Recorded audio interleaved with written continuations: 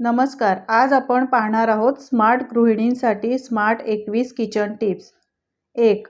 पीठ मळून झालं की हवाबंद डब्यात ठेवून वर थोडं तेल लावा आणि डबा बंद करून फ्रीजमध्ये ठेवा. पीठ जास्त वेळ नरम राहतं आणि काळं पडत नाही. 2. जेवणात मीठ जास्त झालं तर?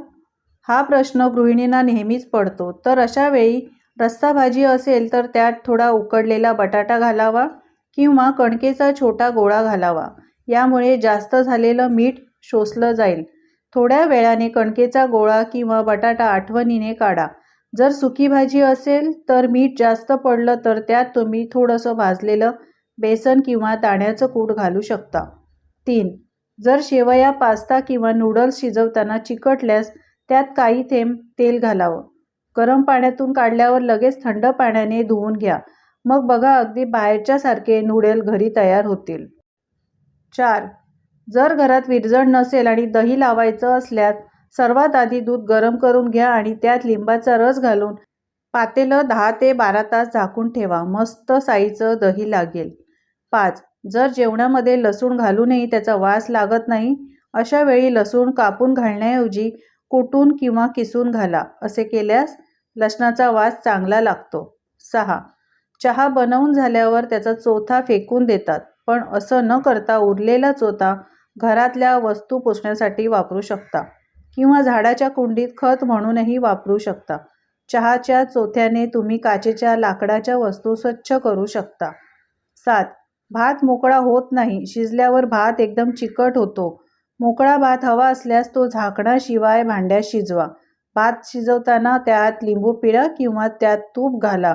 यामुळे भात मोकळा होतो आणि चिकट होत नाही. 8. लिंबू सरबत बनवताना पाण्यात फक्त लिंबाचा रस नाही तर लिंबाचं सालही घालावं आणि ते साल किसून घालावं. यामुळे लिंबाच्या सरबताची चव अजून छान लागते. तसेच लिंबाच्या सालीतील पौष्टिक सत्वही आपल्याला मिळतात. 9. सुका मेवा बरेच दिवस राहिल्यास त्याची पावडर होते आणि बुरशी लागते. असं होऊ नये याकरिता सुका मेवा नेहमी एअरटाईट डब्यात ठेवून फ्रीजमध्ये ठेवावा. अजिबात खराब होणार नाही. 10. आपण कोशिंबीर बनवून ठेवतो पण ती बरेचदा आंबट होते. हे टाळण्यासाठी दह्यामध्ये आधीच सर्व साहित्य घाला, पण मीठ कोशिंबीर वाढायच्या वेळेस त्यात घाला, म्हणजे ती आंबट होणार नाही. 11. बरेचदा बटाट्याचा पराठा लाटताना त्यातील सारण बाहेर येते किंवा पराठा तुटतो. असं होऊ नये म्हणून पराठ्याची कणिक मळताना ती मऊ असावी आणि पराठा लाटताना मधोमध प्रेशर द्यावा, कडेला नाही. यामुळे सारण बाहेर येणार नाही आणि पराठा देखील फाटणार नाही. 12. जर तुम्हाला आल्याची पेस्ट खूप दिवसांसाठी साठवायची असल्यास त्यात 1 चमचा मोहरीचं तेल मिक्स करावं. यामुळे आल्याची पेस्ट खराब होत नाही. 13. जर अंडी उकडताना फुटत असल्यास अंडी उकडायला ठेवताना पाण्यात थोडं मीठ घालावं आणि मग अंडी उकडावी. मग अंडी छान उकडली जातात. 14. जर जेवण बनवताना एखादा पदार्थ जळल्यामुळे भांडं खराब झाल्यास ते स्वच्छ करणं कठीण जातं. असं झाल्यास चहा करून उरलेल्या चोथा आणि पाणी त्या भांड्यात काही वेळ घालून ठेवा. त्यानंतर स्वच्छ करा. भांडं अगदी चमकेल. 15. काही वेळा मिक्सर वारंवार वापरल्यामुळे त्यातील ब्लेड खराब होतात आणि धार देखील कमी होते. हे टाळण्यासाठी मिक्सरच्या भांड्यात महिन्यातून किमान एकदा मीठ घालून ते फिरवून घ्यावं. यामुळे ब्लेडची धार चांगली होईल. 16. इडली मऊ आणि फुगण्यासाठी इडलीच्या पिठात थोडं भात वाटून घाला. तसेच इनो आणि बेकिंग सोडा घाला. असं केल्याने इडल्या मऊ होतील आणि टम्म फुगतील. 17. कांदा कापताना डोळ्यात पाणी येतं. याकरिता कांद्याचं वरचं साल आधी काढून घ्या आणि कांदा पाण्याखाली धरा आणि मग कांदा चिरल्यास सोपं होतं. तसंच तुमच्या डोळ्यात पाणीही येणार नाही. 18. कडधान्य रात्रभर भिजत ठेवावे लागतात, पण जर तुम्ही ते रात्री भिजत घालायला विसरलात तर गरम पाण्यात भिजवा. यानंतर 1 तासातच तुम्हाला त्याची भाजी करता येईल. 19.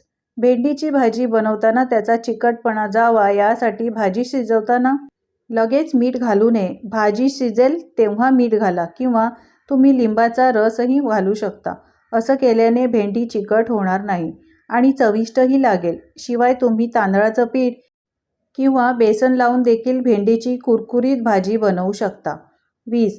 ज्वारीचं पीठ खूप दिवसाचं असल्यास भाकरी थापली जात नाही. अशा वेळेला ज्वारीचं पीठ भिजवताना त्यात थोडा शिजलेला भात घाला. यामुळे भाकरी छान थापली जाते आणि मोडत नाही. 21. इडलीचं पीठ भिजवायला विसरलात तर 1 वाटी रवा, 1 वाटी तांदळाचं पीठ आणि दही घालून बॅटर 15 मिनिटे मॅरिनेट होण्यासाठी ठेवून द्या.